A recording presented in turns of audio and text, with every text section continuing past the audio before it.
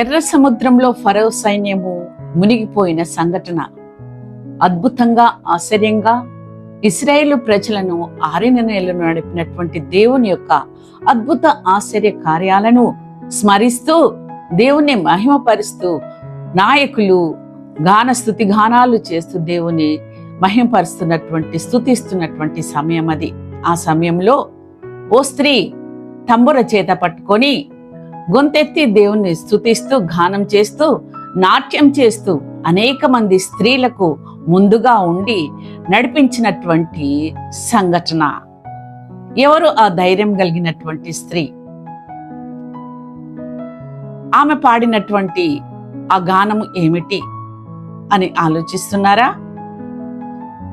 ఇది ఎర్ర సముద్రంలో జరిగినటువంటి సంఘటన.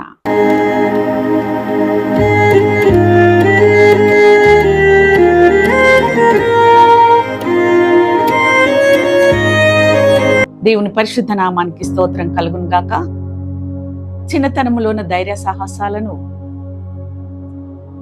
తన తమ్ముణ్ణి రక్షించుకున్నటువంటి నాయకురాలుగా నిలబడినటువంటి మిరియాము జీవిత చరిత్రను ఈరోజు మనం ధ్యానం చేసుకున్నాము. ఈ వాక్య భాగము నిర్గమకాండము 15వ అధ్యాయంలో మనం గమనించగలము.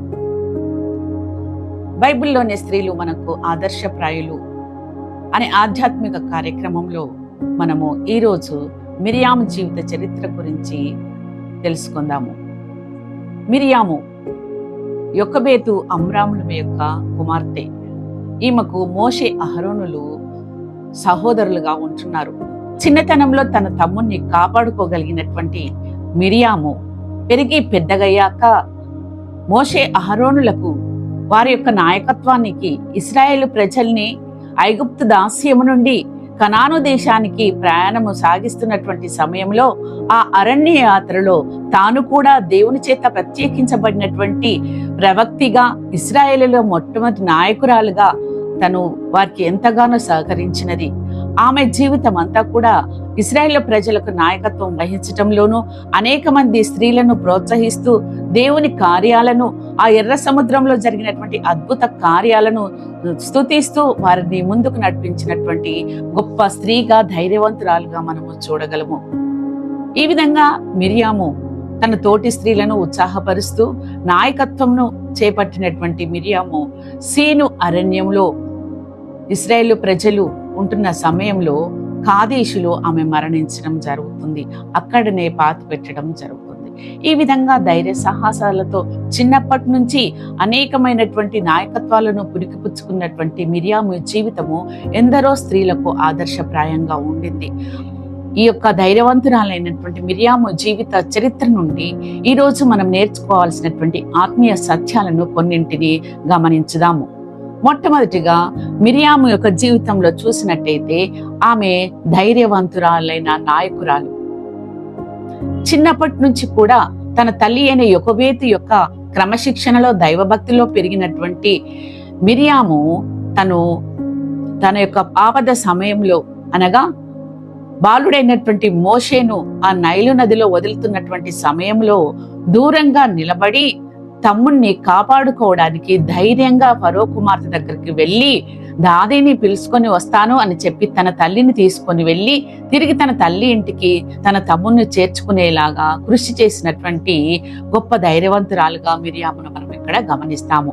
తల్లి తన కుటుంబములు నేర్పినటువంటి ఆ కష్టాల్లో ఎదుర్కోవాల్సినటువంటి ఆ ధైర్యాన్ని మనం ఇక్కడ గమనిస్తూ ఉంటున్నాము.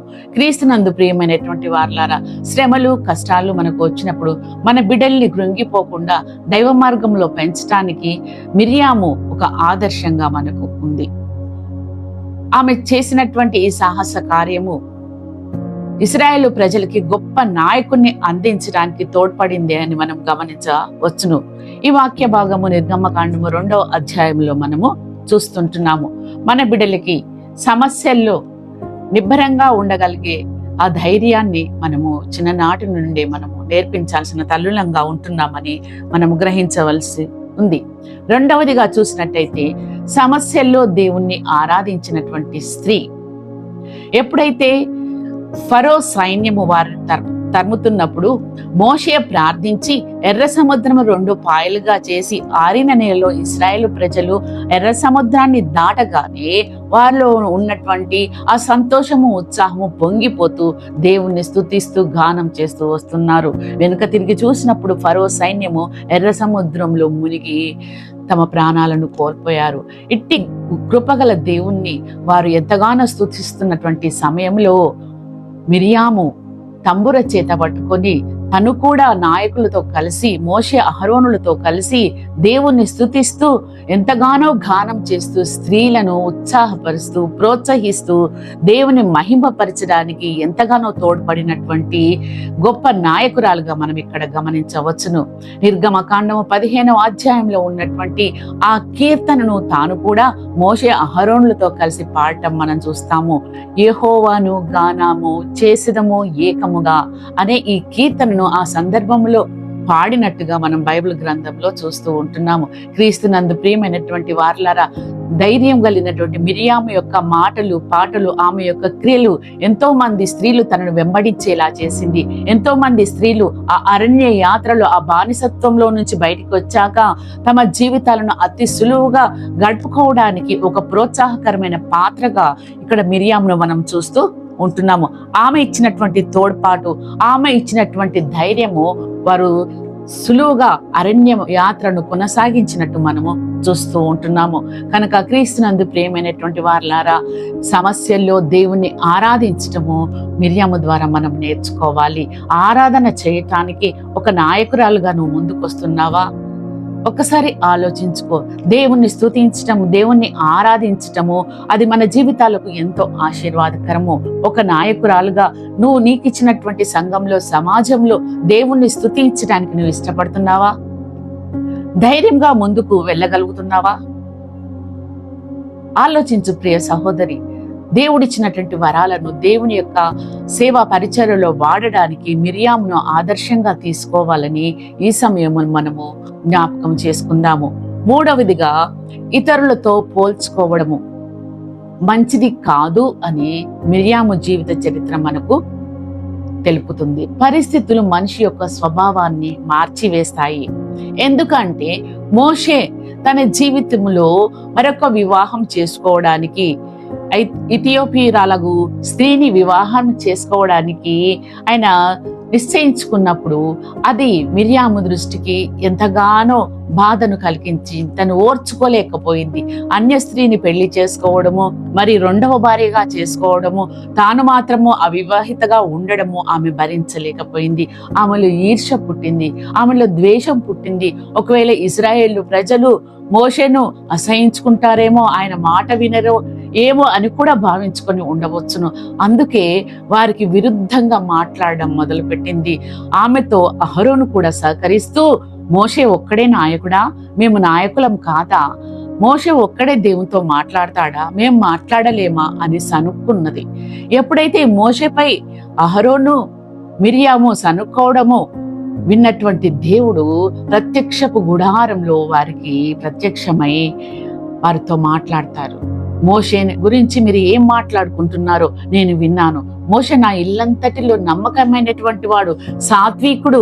అతని దర్శనమిచ్చి అతనితో ముఖాముఖిగా నేను మాట్లాడతాను. మీరు ప్రవక్తలైతే మీకు దర్శనమిచ్చి మీతో మాట్లాడేవాడిని కదా, ఎందుకు మీరు మోషే మీద ఈ విధంగా గునుకుతున్నారని వారిని కోపగించుకున్నాడు. వెంటనే ప్రత్యక్షపు గుడారం మీద ఉన్నటువంటి ఆ మేఘము ఆగిపోతుంది. మిరియాము వెంటనే కుష్టు వ్యాధి ఆమెకు సంక్రమిస్తుంది. భయంకరమైనటువంటి ఆ కుష్టు వ్యాధి మిరియామును ఎంతగానో కృంగతీసింది. ఒక చిన్న తప్పు, క్షణికమైన కోపానికి గురి అయినటువంటి ఆ మిరియాము జీవితంలో పెద్ద శిక్ష పడింది. ఎప్పుడైతే మిరియాముకు కుష్టు వ్యాధి వచ్చిందో అహరోనుకు పశ్చాత్తాపం కలిగి దేవుని సన్నిధిలో మొరపెడుతున్నాడు. నన్ను క్షమించు దేవా, మమ్మల్ని క్షమించు దేవా అని ప్రార్థిస్తున్నాడు. మోషే ఆ పరిస్థితిని గమనించి ప్రభువా నా అక్కను మరి స్వస్థపరచు అని ప్రార్థిస్తున్నాడు. ఎంతగానో గోజాడుతున్నాడు. మరి ఆమె ఊరి నుండి బయటికి వెలివేయబడింది, శవంలా బ్రతుకుతుంది. ఎవరు కూడా ఆమెను దరి చేర్చడానికి వీలు లేని పరిస్థితులు. క్రీస్తునందు ప్రియమైనటువంటి వారలారా, నాయకత్వము అనేది దేవుడిచ్చేటువంటి ఒక వరము. ఇతరుల నాయకత్వాన్ని చూసి నువ్వు ఓర్చుకోలేకపోతున్నావా? ఒకసారి నువ్వు గమనించు. దేవుడు తన ప్రణాళిక చొప్పున, తన యొక్క దర్శనము చొప్పున, తన యొక్క పిలుపు ద్వారా దేవుని సేవ కొరకు ఆయా పరిస్థితుల్లో నాయకులను ఏర్పాటు చేసుకుంటున్నాడు. మిరియాము ఒక నాయకురాలుగా తన జీవితం అంతా కూడా ఆమె సమర్పించుకున్నప్పటికీ ఒక చిన్న విషయంలో మరి మోషేతో సమానంగా ఎంచుకున్నటువంటి ఆ స్థితి ఆమెను కుష్టు వ్యాధి బారిన పడేలా చేసింది. ప్రియమైనటువంటి తల్లులారా, ఒకసారి మనము ఆలోచించుదాము. నాయకత్వం వహిస్తున్నటువంటి మన తోటి స్త్రీల గురించి మనం ఏమనుకుంటున్నాము? వారికొక్కరే దైవభక్తి ఉందా? వారొక్కరే నాయకత్వం చేయవచ్చునా? మాకు రాదా నాయకత్వం చేయడము? మాకు రాదా దేవుని ప్రార్థించడము? మాకు తెలియదా దేవుని వాక్యం అని నువ్వు సనుక్కుంటున్నావా, గునుక్కుంటున్నావా? జాగ్రత్త సుమి. దేవుని యొక్క ఉద్దేశంలో ఎవరు ఏ విధంగా దేవుని సేవ చేయాలి అనేది ఆయన యొక్క సంకల్పము. కాబట్టి దేవుని సంకల్పానికి, దేవుని చిత్తానికి తల వంచి దేవుని సేవలో మనం ముందుకు కొనసాగాలని మిరియాము యొక్క జీవిత చరిత్ర మనకు తెలియజేస్తుంది. ఎప్పుడైతే మిరియాము వెలివేయబడుతుందో ఆమె లోపల పశ్చాత్తాపం వచ్చింది. ఆమె తిరిగి దేవుని వేడుకుంటుంది, తన తప్పును దేవుని సన్నిధిలో ఒప్పుకుంటుంది. గనక కరుణగల దేవుడు, ప్రేమగల దేవుడు ఆమెకు కృపను అనుగ్రహిస్తాడు. తిరిగి ఆమెను కుష్టు వ్యాధి నుంచి స్వస్థపరిచి మరి ఇశ్రాయేల్ జనాంగాన్ని నడిపించడానికి తిరిగి నాయకత్వ బాధ్యతను అప్పగిస్తాడు. తిరిగి మరి మిరియాము నాయకురాలుగా దేవుని స్తుతిస్తూ, స్త్రీలకు మార్గదర్శకురాలుగా ఉంటూ, ముందు వరుసలో ఉండి పాటలు పాడుతూ, నాట్యం చేస్తూ వారి అరణ్య యాత్రలో తోడ్పడినటువంటి గొప్ప స్త్రీగా మనం ఇక్కడ గమనించవచ్చును. ఆమె ప్రయాణం చేస్తూ, ఇశ్రాయేల్ ప్రజలు ప్రయాణం చేస్తూ సీను అరణ్యంలోకి వచ్చినప్పుడు వారు కాదేశులో నివాసం చేస్తారు. సంఖ్యాకాండం 20వ అధ్యాయం 1వ వచనంలో మనం ఈ వాక్య భాగాన్ని గమనించవచ్చు. అప్పుడు ఆ కాదేశులో నివసిస్తున్నటువంటి సమయంలో మిరియాము మృతి చెందుతుంది. ఆమె అక్కడనే పాతి పెట్టబడుతుంది. ఈ విధంగా మిరియాము యొక్క జీవితము అంతమవుతుంది. గమనించారా ప్రియమైన వారులారా? ఒక చిన్న బాలికగా తన జీవితాన్ని మొదలుపెట్టినటువంటి మిరియాము చిన్నతనంలో ధైర్యంతో తన తమ్ముణ్ణి కాపాడుకోగలిగింది. ఇశ్రాయేల్ ప్రజలకి గొప్ప నాయకుడిని అందించి పెద్దయ్యాక నాయకత్వంలో బాధ్యతతో కూడినటువంటి ప్రవక్తిగా ఆమె ఇశ్రాయేల్ ప్రజలను నడిపించి స్త్రీలకు ఒక నాయకురాలిగా ఉండింది. అయినప్పటికీ కూడా తాను చేసినటువంటి చిన్న పొరపాటు ఆమెను శిక్షకు లోను చేసింది. ఆ శిక్షను అనుభవించి దేవుని కృపకు పాత్రురాలైంది. వినయముతో, గౌరవంతో ఆ బాధ్యతను మనం చేపట్టాలని, ఎవరి పట్ల కూడా మనం అసూయ ద్వేషాలను కలిగి ఉండకూడదని దేవుడిచ్చేటువంటి ఈ బాధ్యత దర్శనంతో, పిలుపుతో కూడినటువంటిదని గ్రహిస్తూ మన జీవితాలను ముందు కొనసాగించుదాము. అట్టి కృప పరిశుద్ధాత్మ దేవుడు మనకు అనుగ్రహించునుగాక. ఆమేన్. చిన్న ప్రార్థన చేసుకుందాము. మహాపరిశుద్ధుడ, మహోన్నతుడ, మీకు స్తోత్రం తండ్రి. మిరియాము జీవితాన్ని మా ముందు ఉంచావు తండ్రి. ఆమెకున్నటువంటి ఆ ధైర్య సాహసాలను మా విశ్వాస జీవితంలో మాకు దయచేయండి నైనా. మీకు స్తోత్రంలో మీరు ఇచ్చేటటువంటి ఆ దర్శనం, ఆ పిలుపును అందుకున్నప్పుడు మాత్రమే మేము మీ సేవా పరిచర్యలో నాయకురాళ్లంగా కొనసాగుతాము అనే ఒకటి గొప్ప విలువను మేము తెలుసుకున్నట్టుకు సహాయము దయచేయండి తండ్రి. ఇతరులపై, ఇతరుల నాయకత్వాన్ని చిన్న చూపు చూడకుండా, హేళనగా మాట్లాడకుండా ఇతరులను గౌరవించే కృపను మాకు దయచేయండి తండ్రి. మా కుటుంబాలలో, మా బిడ్డలకి నా తండ్రి కష్ట సమయాల్లో ధైర్యంగా ఎదుర్కొనగలిగే ఆ గొప్ప గుణాన్ని మేము అలవాటు చేయటానికి మీ కృప, మీ సహాయము మాకు దయచేయండి తండ్రి. మీకు వ్యతిరేకంగా మాట్లాడినప్పుడు తండ్రి మీ శిక్షకు మేము లోనవుతాము అనే సత్యాన్ని గ్రహించిన వారమై తండ్రి మేము కృపకు పాత్రలంగా ఉండడానికి మాత్రము ప్రయాసపడటకు సహాయము దయచేయండి. ఇతరుల పట్ల ద్వేషము, అసూయ నైనా మేము కనపరచకుండా కేవలము మీ తట్టు చూస్తూ మీ ప్రేమకు పాత్రలంగా ఉండడానికి మిరియాము జీవితమును ఆదర్శంగా చేసుకొని తండ్రి నాయకులను గౌరవించటానికి మాకు నేర్పించగలరని వింటున్న బిడ్డలందరూ కూడా ప్రభా ఇట్టి కృపను పొందుకోవడానికి మీ సహాయము, మీ ఆత్మ నడిపింపును దయచేయగలరని యేసు పరిశుద్ధ నామమున ప్రార్థించి వేడుకుంటున్నాను పరమ తండ్రి. ఆమేన్.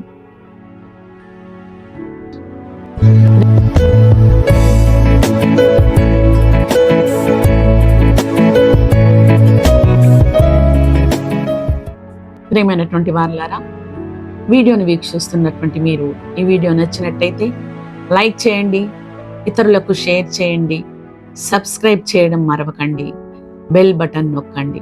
మీకు ఏమైనా సలహాలు ఉంటే కామెంట్స్ బాక్స్లో వ్రాయండి. మరిన్ని మెరుగైన వీడియోలు చేయడానికి మాకు అవకాశం ఇవ్వండి. దేవుడు మిమ్మల్ని దీవించును గాక. కృతజ్ఞతలతో మీ ప్రియ సహోదరి హెప్సిబా జేసన్.